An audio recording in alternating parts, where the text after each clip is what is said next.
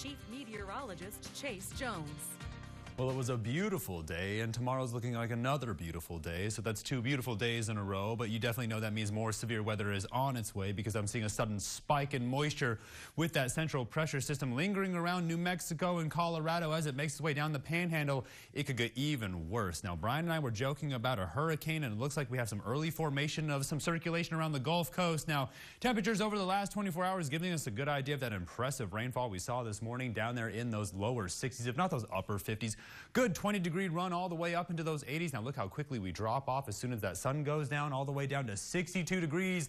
That's about 18 degrees and not that short of amount of time. That's pretty stark when we're talking about some of this cooler air making its way in from the north. 62 in San Angelo. Everybody else in a combination of lower 70s, if not those upper to mid 60s across the entire region. I'm always looking for 10 degrees because I'm looking for the standard cooling rate across the entire Concho Valley. 66 in Sterling City, 70 all the way down there in Junction, looking like a 5 degrees across the entire Concho Valley, unless you want to count San Angelo all the way to Junction. So 8 degrees, I'll take it. It's not quite all the way out to the northwest, the range that I want, but dew points are all the way down there in those 40s and those 50s, while humidity indices are on their way up into those 60s and those 70s. So might see a little bit of fog across the entire area, definitely with some of the puddling lingering around the entire region. Now, Moisture Tracker is going to show you how we're keeping those stable conditions across the entire region for a couple days, but the resurgence of a little bit of this blue activity keeps us on the lookout for some severe weather by Thursday. Take a good look behind me around Louisiana, a circulation trying to form as we make our way closer towards the weekend. Now, the upper level pattern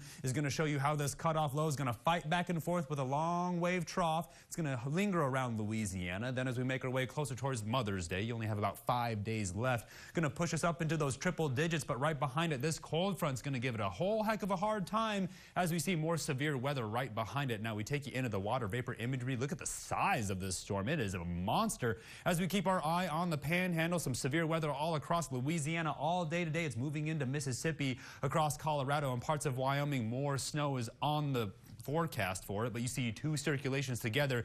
They will reach together, come down the panhandle, and collide with some of that warm, moist air across the entire Gulf Coast.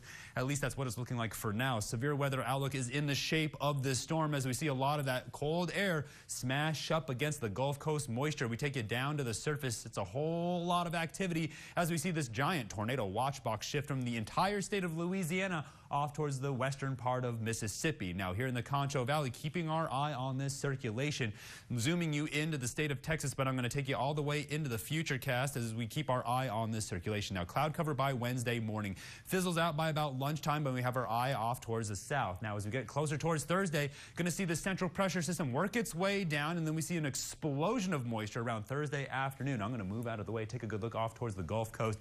Works its way down from the Concho Valley, hits somewhere around Brownsville, then starts to circulate and makes its way off towards the east. Now, you know how my futurecast likes to overestimate, but once it starts to reach more of those high sensor dense populated areas, I get a better reading of this activity, and that gets pretty accurate. So tonight, keeping our eye on those lower 50s as we cool off pretty quickly, keep the extra layer close. Then tomorrow, a great run at those lower 80s, but we have our eye on some of that cloud cover, if not patches of rain. As we make our way closer towards Thursday, let's make sure we're severe weather ready because you saw that eruption. As we get closer towards Mother's Day, things are going to clear up, so make sure you take advantage of that beautiful weather because as we get closer towards next week, going to push all the way up into those triple digits while those overnight lows go from those 50s all the way back up into those 60s. Stay tuned. I'll have more for the break. You're watching KSAN News at 10.